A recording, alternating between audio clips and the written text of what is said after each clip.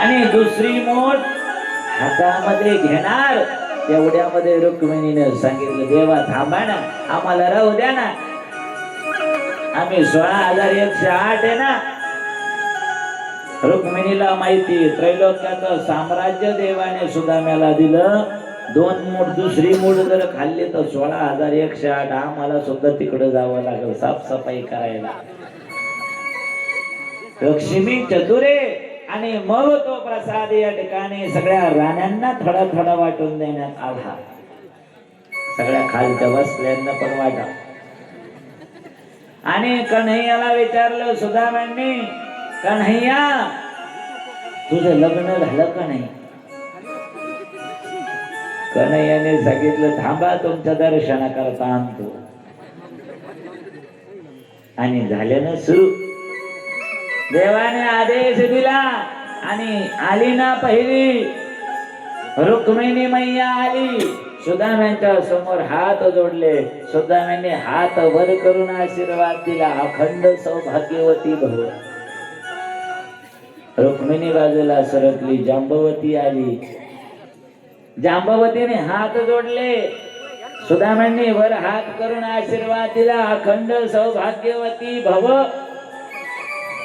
जांबवती बाजूला सरकली. सत्यभामा आली. सत्यभामाला आशीर्वाद दिला, अखंड सौभाग्यवती भव. सत्यभामा बाजूला झाली. कन्हैयाच्या कानात विचारलं, सगळ्या गल्लीतल्या जमा केल्या का काय? कन्हैयाने सांगितलं, नाही नाही, या सगळ्या तुमच्या वहिनीची.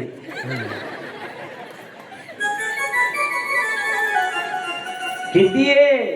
16,108. अजून थोड्या फार झाल्या नाही. आता बाकीच्या राहू द्या, तेवढा वेळ नाही आपल्याला. सुदामाने सांगितलं, कन्हैया आता तू माझं दर्शन घे. तू दर्शन घेतलं का सगळ्यांना आशीर्वाद मिळल. भगवान श्रीकृष्ण परमात्म्यांनी सुदामांना हात जोडून या ठिकाणी वंदन केलं. भगवान परमात्मा या कन्हैया सुदाम्याच्या पाया पडले. दोन्ही हात वर करून सुदाम्यांनी भगवंताला आशीर्वाद दिला.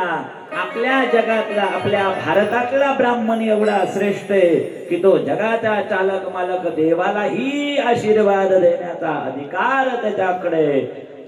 बोलो गोपाल कृष्ण भगवान की जय हो. सुदाम्यांना या ठिकाणी भगवंतांनी दिव्य दर्शन दिलं. सुदामांकरता जोरदार टाळ्या वाजवा. अतिशय सुंदर या ठिकाणी सुदामांनी पात्र घेतलं. पारवाचा पेंड आहे, वाकड्या वाकड्या.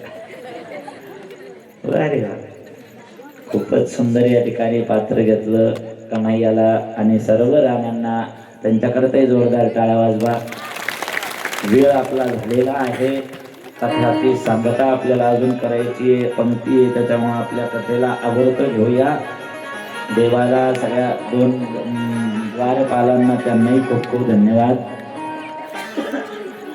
राजा परीक्षिताला या ठिकाणी शाप लागलेला आहे, तक्षुक सर्प दंश करणारा म्हणून.